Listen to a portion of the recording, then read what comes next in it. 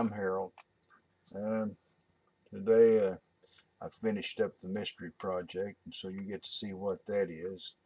And I did a lot of things dumb in it and wrong, and redid a few things. At one point there, I used a drill bit at way too high a speed and turned it into a little red hot piece of metal. Uh, the bar I threaded with the big thread, I discovered it was too big a diameter and way too long for my use, so I cut half of that off and rethreaded down to a ½ inch instead of 5/8. And Mr. Bozo didn't get involved in as much of it this time as usual. I don't know. He did come by and curse my bandsaw. I got a new blade a little over a week ago because the first blade, the one that came with it, broke.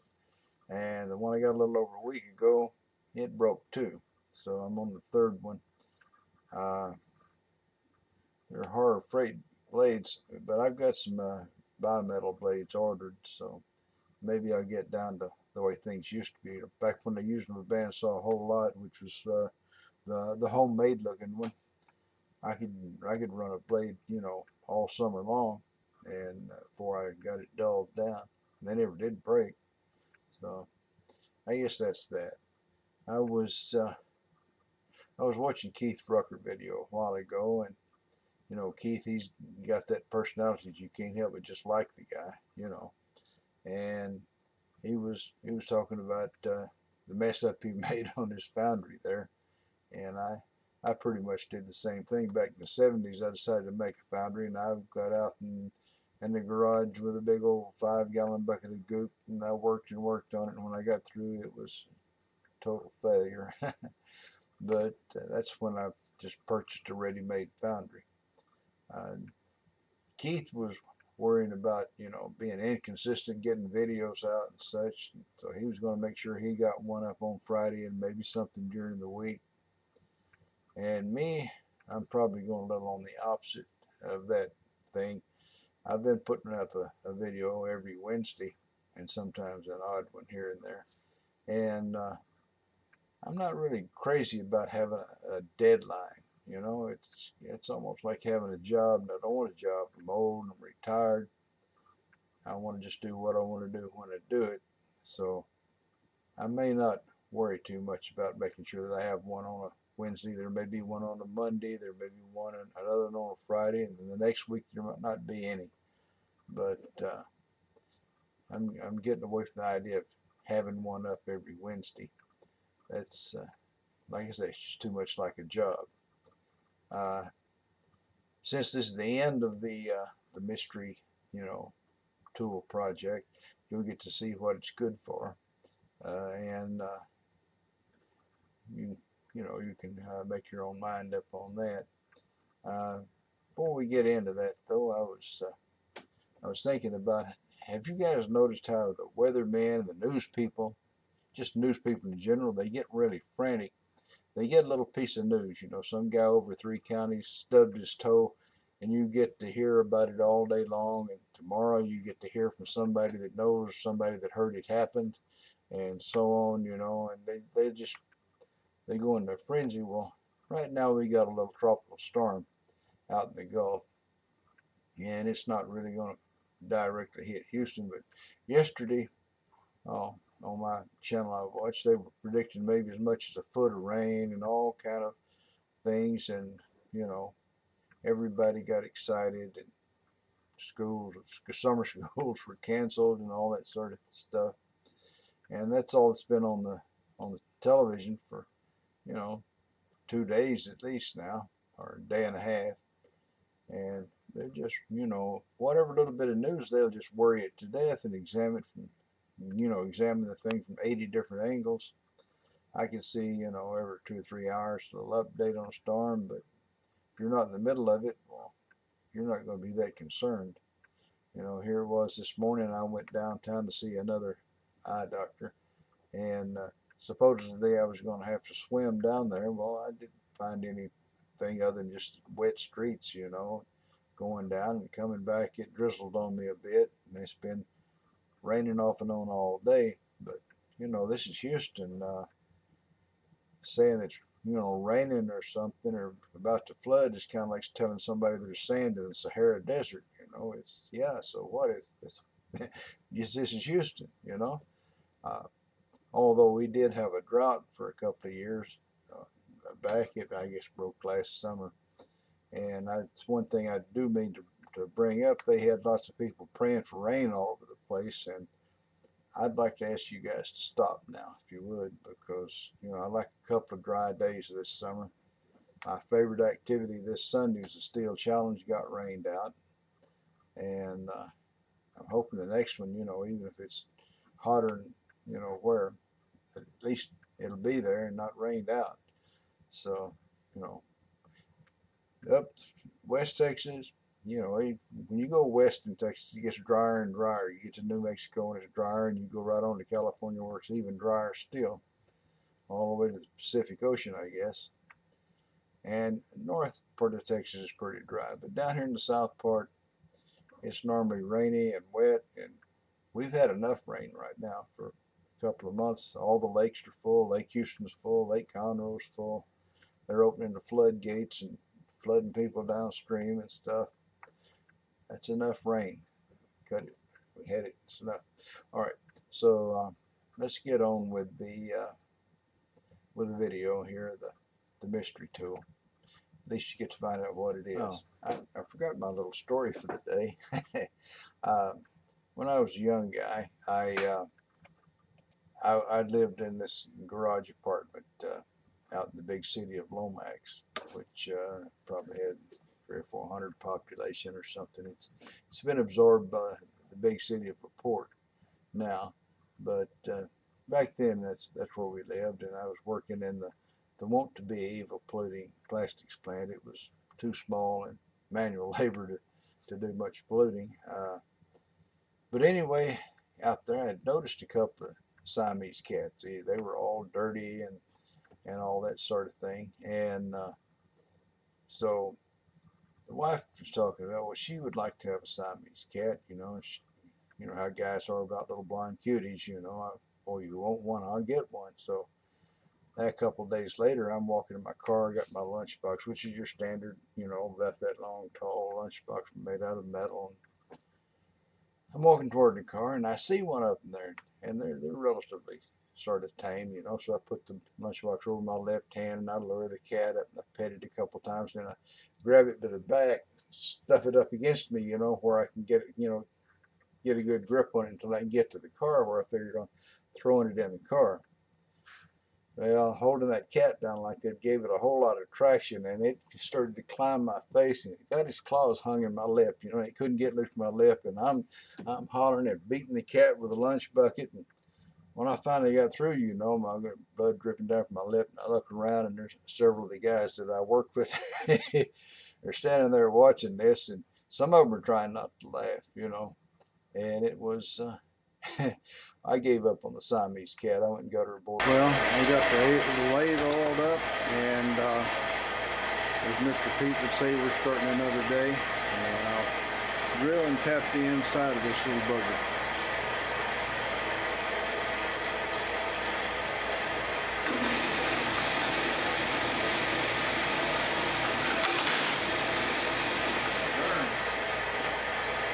Wasn't in there very good at all, was it?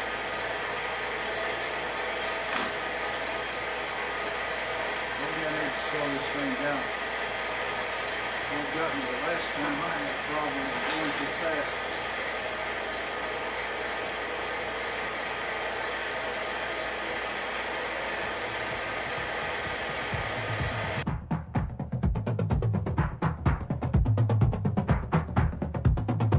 Alright, now I know I'm not Tom Lipton or Adam Booth or Mr. Pete. I know I'm not going to be able to power tap this thing, but I'm going to try to run it up in there a little bit, so it'll be straight.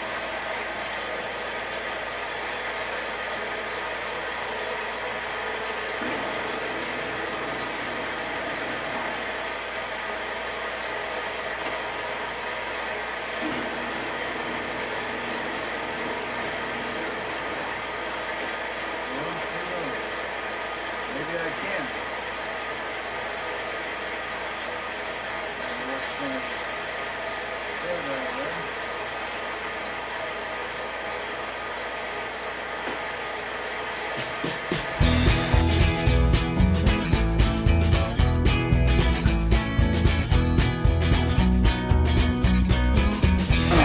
The piece of the internal thread, I turned it around, parted it off, and I'm going to cut it to a 1/2 inch diameter, and then I'm going to thread it.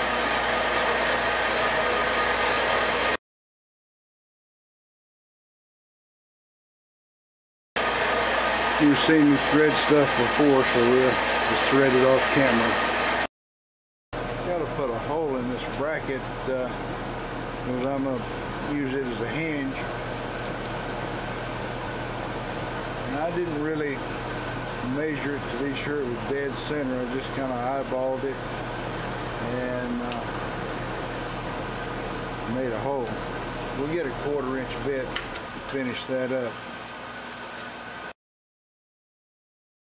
I guess eyeballs aren't all that grand.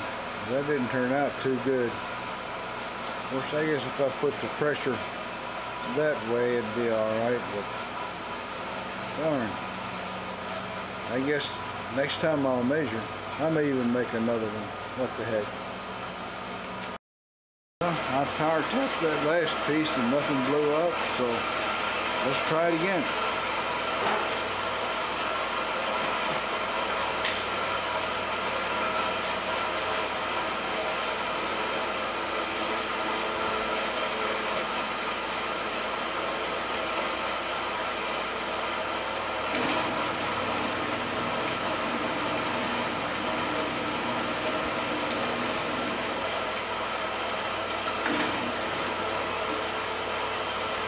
Well, look at that.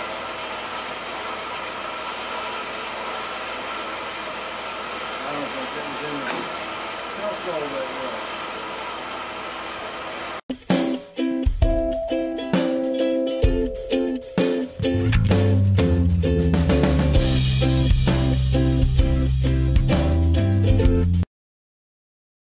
Well, based on the theory, there's always enough time to do it over again. I did it over again. So this time I bet you I'll not eyeball the little hole in the middle. I'll measure it. Alright, I cut a flat on each side of this thing, so now we'll just drill a hole in it for the pin.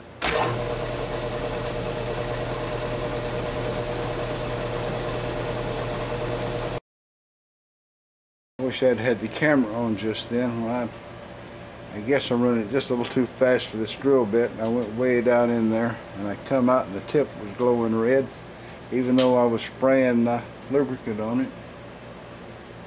So we may have just wiped out that drill bit. Yes, I'd have to say that is certainly wiped out. Chrome aluminum is really hard. I guess I should have looked around for something softer, but it was what I had handy. That'll give me a heck of a sharpening job, won't it?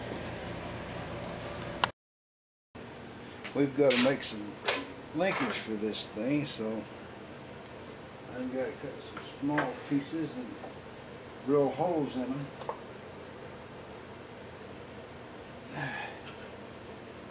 Well, it'll come off pretty fast. This is blade number 3.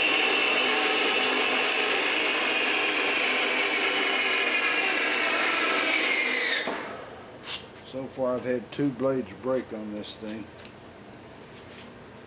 Yeah, that one worked good. I think it's time for a little walk around here. So you can see what we've got there. I put the linkage together. I did almost all of this part off camera, cutting it and assembling it so that I could get it done quickly. And you can see how that works. And this end, of course, goes in and out like it should. Quite a bit of movement, I think. What we're going to do is we're going to run it up close to this guy here. I'm going to scratch it back and forth across there to make a straight line. And I'm going to drill a hole through there for a piece of tool steel. And I've already got the set screw threaded for the end of it, so Next step, we'll just put a little scratch. I've made a neat little scratch right here on the end of it, and that's what I'm going to use to line myself up to drill a hole for the tool bit. The way I made that was I ran it up here close to that center drill, and I ran this little booger back and forth across the end of it. This is tightened down good and tight. I'm also going to mill a couple of flats on there to make that easy to put on and take off. So next step, the mill. So now I've cut flats on both sides here for a wrench. The only thing left is to drill a hole right there to put the tool bit in. Be a 3/16 hole because it's the size of the keyways, most of the keyways on my lathe, so that's what size we'll make it. Alright, we'll use the edge finder and find where the edge of this is.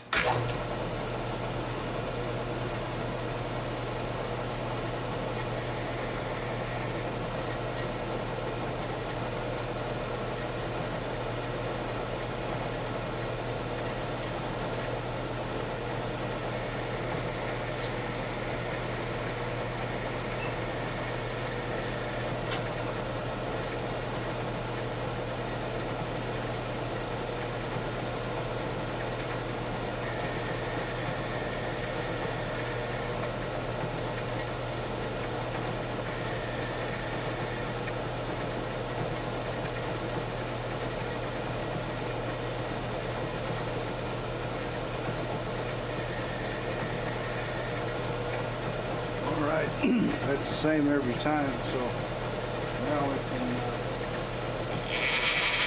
zero on the end of it.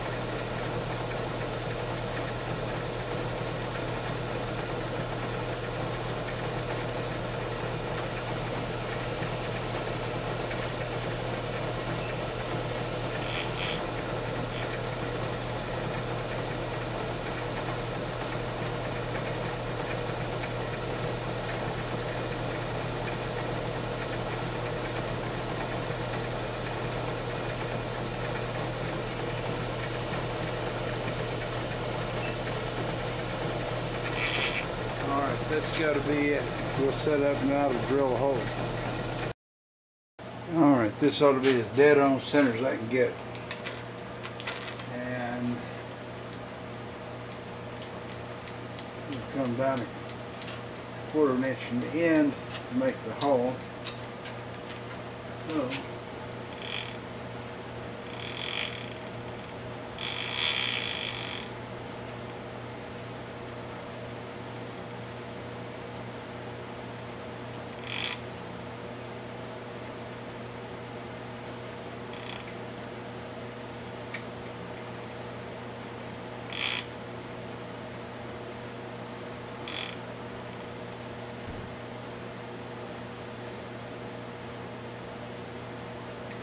alright, that's a 1/4 inch back from the end. Put us a hole there.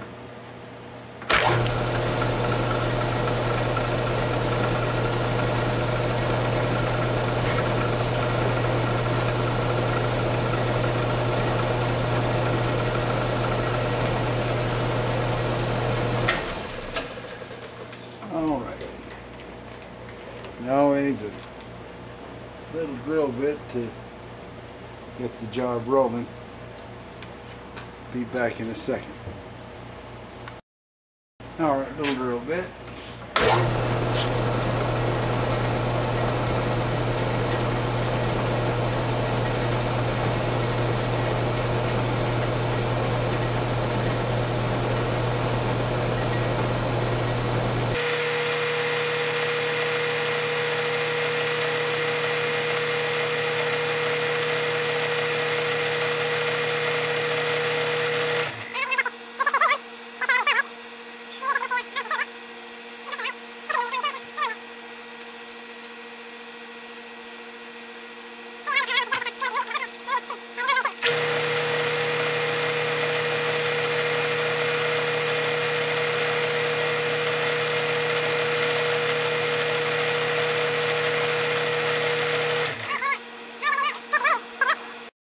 That looks like about as close as it's going to focus. And I usually have to put my glasses on so I can see what you're seeing.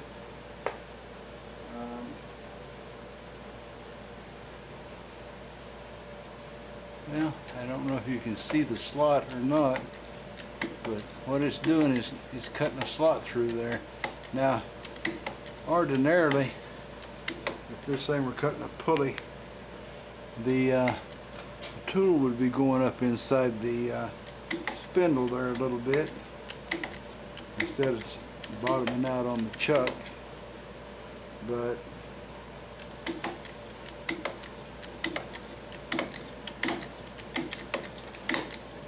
you just keep on going like this and you'll cut a nice groove.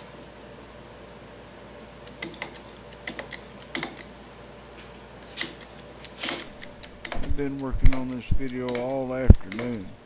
My eyes are closed and my back hurts. And I want my mama. Did anybody give me a beer? And that's what it's doing. It's cutting a groove. I'm sure I can get the camera somewhere in a minute that'll show it.